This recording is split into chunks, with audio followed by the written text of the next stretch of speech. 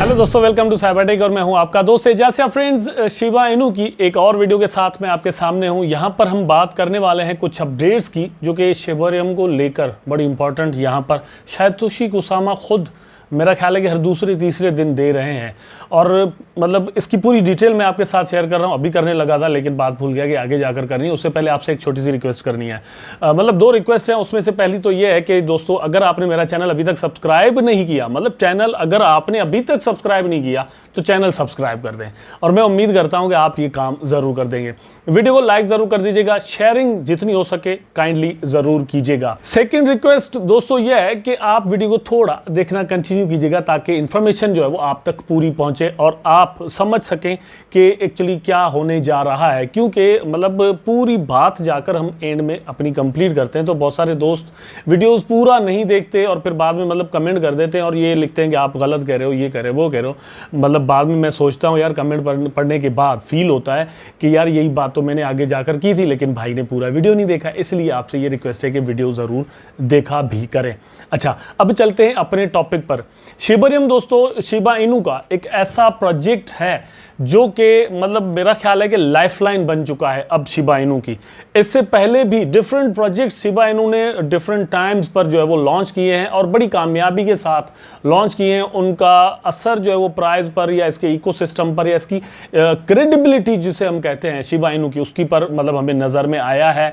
और पूरी crypto market के अंदर उसको बड़ा अप्रिशिएट भी किया गया है। जितने भी एनालिस्ट हैं, इन्फ्लुएंसर्स हैं, उन्होंने माना है कि यस, मतलब शिबा इनू डॉज के कंपैरिजन में आया था लेकिन वो उससे आगे निकल चुका है। लेकिन शिबरियम एक ऐसा प्रोजेक्ट है क्योंकि वो ब्लॉकचेन मतलब, और वो भी सेकंड लेयर मतलब लेयर 2 का जो प्रोजेक्ट है, तो वो एक ऐसी बड़ी क्रेडिबिलिटी रखता है कि जो शिबा इनू को मीम कॉइन्स की कैटेगरी से ही निकालने वाला है। वैसे अगर सिर्फ ब्लॉकचेन की बात की जाए तो ब्लॉकचेन तो डॉज का भी है लेकिन उसको भी मीम कॉइन में ही अभी तक बहुत सारे लोग कंसीडर करते हैं।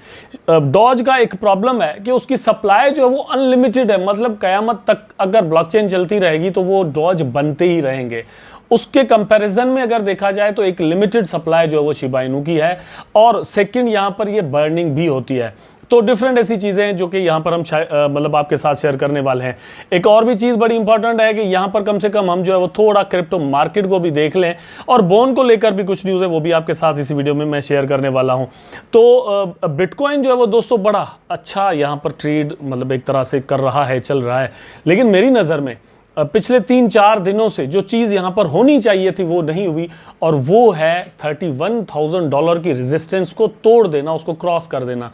वो अभी तक बीटीसी नहीं कर पा रहा। मेरा अपना ओपिनियन ये है कि ये बड़ी ख़राब बात है एक तरह से, मतलब साइन इसको हम अच्छा नहीं कह सकते। ये अगर टूट जाए रेजिस्टेंस तो बड़ा कॉन्फिडेंस यहाँ पर मार्केट के अंदर आ सकता है और जितने एनालिस्ट हैं, इन्वेस्टर्स हैं, वो सोच सकते हैं कि यस, अब यहाँ से प्राइस और भी ऊपर जाएगा। लेकिन रेजिस्टेंस नहीं टूट रही तो हमेशा प्राइस जो है वो वापस सपोर्ट लाइन पर जाने लगता है, क्योंकि पिवोट के अंदर ही अगर चलता रहे तो बड़ी खराब चीज होती है। तो बिटकॉइन को लेकर ये है, और बिटकॉइन अगर ऐसा कर रहा है तो बाकी कॉइन्स भी आप देख सकते हैं बिल्कुल वैसा ही कर रहे हैं।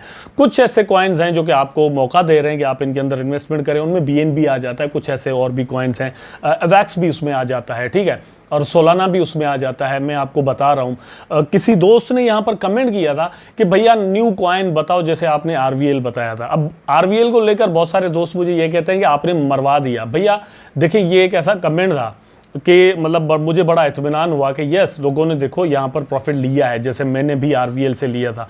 मतलब एक चीज़ हमने 4 सेंट या 2-3 सेंट पर बाय की थी और $5 तक जाकर उसको हमने सेल आउट किया। तो आप खुद अंदाजा करेंगे कितना प्रॉफिट जो है वो आरवीएल से हम निकाल चुके हैं। मार्केट कंडीशन जब अच्छी होंगी तो मतलब इस तरह से कुछ हो सकता है, लेकिन अब ऐसी कंडीशंस के अंदर ऐसे न्यू कॉइन्स बताना दोस्तों ज़्यादा रिस्की हो जाता है। इसलिए मैं थोड़ा यहाँ पर बड़ा सावधानी और होशियारी से काम लेने की कोशिश करता हूँ। प्रॉफिट्स अच्छे लगते हैं लेकिन लॉसेज उससे कहीं ज़्यादा बुरे लगते हैं, इसलिए इन चीज़ों का ख्याल रखा करें। अच्छा, बोन की बात कर रहे थे तो आपके सामने है, आप यहाँ पर देख सकते हैं कि बोन जो वो $0.9495 तक जो है वो ट्रेड यहाँ पर कर रहा है, और किस तरह से पिछले 2-3 दिनों में इसने यहाँ पर प्रोग्रेस दिखाई है। 7 डेज़ का चार्ट देख लेते हैं तो यहाँ से सही आपको पता चल जाएगा। ये देखें, 7 डेज़ के अंदर मतलब इसका जो प्राइस है वो 72 सेंट चल रहा था, 0.72 सेंट डॉलर, सॉरी वहां से इसने पंप किया है और 94-95 सेंट पर इस वक्त ट्रेड कर रहा है, ऑलमोस्ट डॉलर के करीब है। लेकिन इसका भी यही सीन है कि डॉलर की हद को क्रॉस नहीं कर पा रहा पिछले 2 दिन से। अगर ये कर जाता है तो बड़ा कॉन्फिडेंस जो है वो अच्छा यहां पर बिल्ड हो जाएगा। लेकिन ये क्यों यहां पर इस तरह से पंप कर रहा है, उसका रीजन सातोशी कुसामा का डिफरेंट हिंट्स हैं जो कि आगे जाकर मैं आपके साथ यहां पर शेयर करने वाला हूं। उसके बाद एक और गुड न्यूज है ओवरऑल क्रिप्टो मार्केट को लेकर, वो भी आपके साथ शेयर करता चलूं यहां पर, क्योंकि हमारा चैनल क्रिप्टो से रिलेटेड है तो न्यूज़ देना आप तक बहुत ज़रूरी है। बहुत सारे दोस्त मतलब उसको शायद वो अपने लिए इतना इंपॉर्टेंट ना समझे, लेकिन मैं समझता हूँ ये चीज़ें बड़ी इंपॉर्टेंस रखती हैं। ठीक है, तो यहाँ पर आप देख सकते हैं Binance reverses decision to delist privacy coins in Europe. तो यूरोप के अंदर प्राइवेसी कॉइन्स जो थे उनको डीलिस्ट करने का डिसीजन मेरा ख्याल है कि 1 हफ्ता पहले बाइनेंस ने लिया था कि हम इनको डीलिस्ट अपने पास से कर रहे हैं। लेकिन ये डिसीजन वापस रिवर्स कर दिया गया है और उनकी लिस्टिंग्स जो है वो वहाँ पर कंटिन्यू की जा रही है, वहाँ पर आप उनकी ट्रेड जो है वो कर सकते हैं। ये प्राइवेसी कॉइन्स के बारे में तकरीबन आज से 1-2 महीना पहले एक ये रूमर या बातें चल रही थी कि फ्यूचर जो है वो प्राइवेसी कॉइन्स का है, लाइक मोनेरो, ठीक है, या इस तरह के कुछ और भी कॉइन है जिनकी डेटा जो है या जिनकी होल्डर्स जो उनको आप ट्रैक नहीं कर सकते कि किसके पास कितने कॉइन्स पड़े हुए हैं और ये वॉलेट किसका है। लेकिन बाकी ऐसी कॉइन्स वगैरह में हम करते हैं ट्रैकिंग, आपको पता है कि होती है, पता होता है कि एलोन मस्क के पास इतने पड़े हुए हैं, जैसे के पास इतने, उसके पास इतने, आपके पास जस्ट वॉलेट होना चाहिए, उस वॉलेट की पूरी हिस्ट्री जो है वो आपके सामने आ जाती है। लेकिन मोनेरो वगैरह या इस तरह की कुछ और भी कॉइन्स हैं उनमें ऐसा नहीं है। तो कुछ वक्त पहले ये समझा जाता था कि इन्हीं का फ्यूचर जो है वो ब्राइट होने वाला है, लेकिन बाद में फिर रेगुलेशंस की जब बात आई तो फिर ये हुआ कि भैया नहीं, इनका फ्यूचर तो डार्क होगा, क्योंकि governments are not going to accept all these coins because you can not track their data कि ये किसके पास है, कहाँ से आ रहे हैं, मतलब पैसे इनके अंदर कहाँ से जा रहे हैं। So it was very important that time कि हम समझें कि गवर्नमेंट्स किस तरफ जा रही है। तो बाइनेंस ने भी टुक डिसीजन लाइक दैट, बट अब इसको रिवर्स किया गया है। उसके पीछे रीजंस क्या हैं? शायद रेगुलेशंस के अंदर कुछ फ्लेक्सिबिलिटी है या कुछ जो है वो निगोशिएशंस इनकी कामयाब होने जा रही है। वेल, ये यहाँ पर हम ख़त्म करते हैं और चलते हैं शिबा इनू की तरफ। तो सबसे पहला जो यहाँ पर मैं आपके साथ न्यूज़ शेयर करने वाला हूँ वो यहाँ पर आप देख सकते हैं, Satoshi Kusama changes his profiles pic hinting changes coming soon Shibarium. अब बात मतलब बड़ी सिंपल सी है कि शिबेरियम एक दिन आना है। अब वो एक दिन 1 साल बाद आता है, 1 महीने बाद, 1 हफ्ते बाद, 1 दिन बाद, वी डोंट नो। लेकिन कहाँ से हम अंदाज़ा लगाएंगे कि यार what is going to be happened here, कि मतलब ये आखिर कुसामा जो है वो करने क्या जा रहे हैं। यहाँ पर वो डिफरेंट हिंट्स दे रहे हैं। मार्च के अंदर मेरा ख्याल है कि बीटा वर्जन जो है वो शिबेरियम का लॉन्च हुआ था, आप सबको पता होगा। उस वक्त जो डेट दी गई थी वो कहा गया था कि 2 से 4 महीनों के अंदर इसका जो मेननेट है वो किया जाएगा। 2 से 4 महीने, ठीक है, ये खुद सातोशी कुसामा ने कहा था। लेकिन आपके भाई ने उस वक्त ये कहा था कि भैया ये 4 महीने की बात हो रही है तो आप इसको 6 महीने रख लें। मैंने ये कहा था, ठीक है।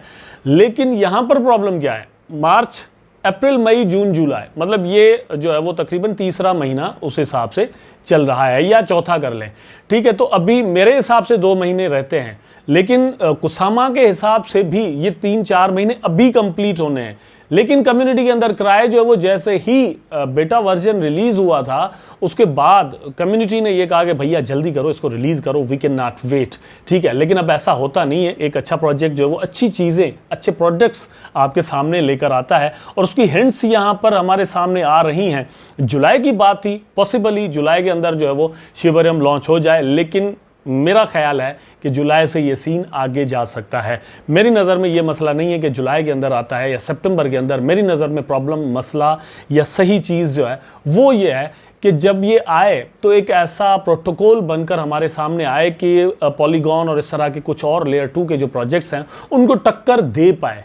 उन मतलब आप यहाँ पर मार्केट के अंदर स्टे कर पाएँ, ठीक है, कॉम्पीट कर पाएँ। कंपटीशन बहुत ज़्यादा है क्रिप्टो मार्केट के अंदर, ये चीज़ें बड़ी इंपॉर्टेंस यहाँ पर रखती हैं। तो आई थिंक अगर जुलाई के अंदर रिलीज़ कर दिया जाता है तो अच्छी बात है। अगर नहीं भी होता तो पैनिक होने की कोई ज़रूरत नहीं है। सितंबर, अक्टूबर, नवंबर के अंदर कभी ना कभी ये लॉन्च हो जाएगा।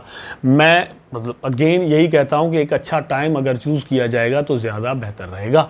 आई होप वीडियो आपको ज़रूर अच्छा लगा होगा। अगर अच्छा लगा है तो लाइक करें, कमेंट करें, शेयर करें, चैनल को सब्सक्राइब करके बेल आइकन ज़रूर दबा दें ताकि मैं और आप आपस में जुड़े रहें। टेक केयर, अल्लाह हाफिज़।